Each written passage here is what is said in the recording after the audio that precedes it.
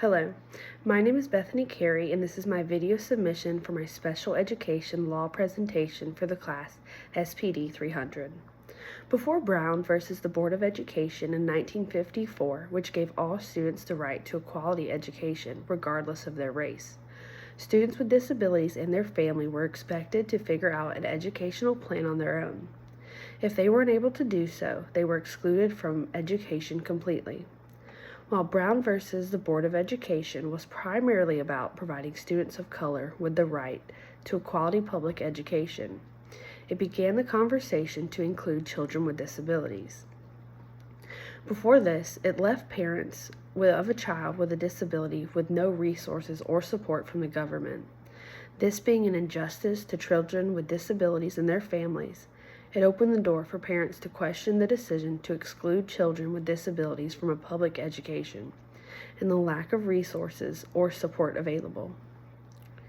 Later in 1972, when Mills versus the Board of Education of the District of Columbia, it was then decided and made into law that children with disabilities do deserve a quality education, and changes must be made to include these students and give them rights. Each of these court cases have paved the way for students with disabilities and their families to receive appropriate and life-changing support, therapy, IEPs, and all the tools needed to help a student with a disability become successful in and out of the classroom. The Individuals with Disabilities Education Act, or known as IDEA, is such an important part of special education as we know it today. IDEA made it so that children with disabilities have the same rights as children without disabilities. This means that they now get to receive an appropriate education. This proposed that students with various disabilities are able to enroll at their neighborhood school and receive an education that fits their individual needs, which has created many opportunities for students with disabilities. Talk about a game changer.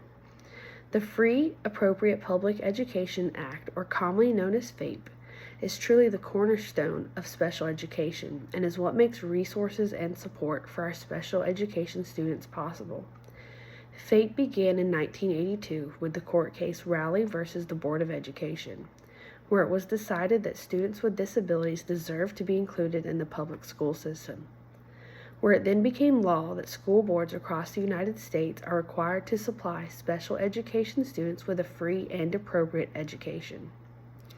This also made it so that school boards must also provide students with sufficient benefits, related services, and now allow academic grades not to be the main priority of a student's education. It is important for parents to be informed about different schools and their resources, especially when making decisions about where a child should attend school, whether that be at a public charter school or a private school. Students in public charter schools and private schools have different rights due to where they receive their funding. Since a private school is not funded by the government but by private donations and tuition, they are not required to offer free and appropriate education to any student, including a student with a disability.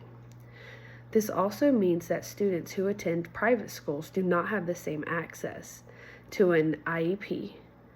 Since public schools and school boards are directly funded by the government through taxes, they are required to follow laws, regulations, and policies set in place by the United States Department of Education.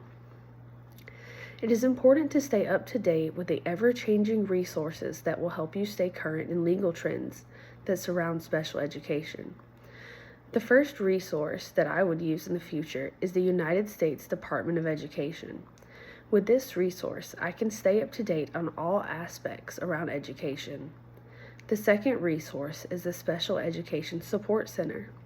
This resource provides an abundance of special education training for educators and parents alike. The third resource is the Florida Department of Education, with this resource being my go-to, as this is the state I will be teaching in. Thank you.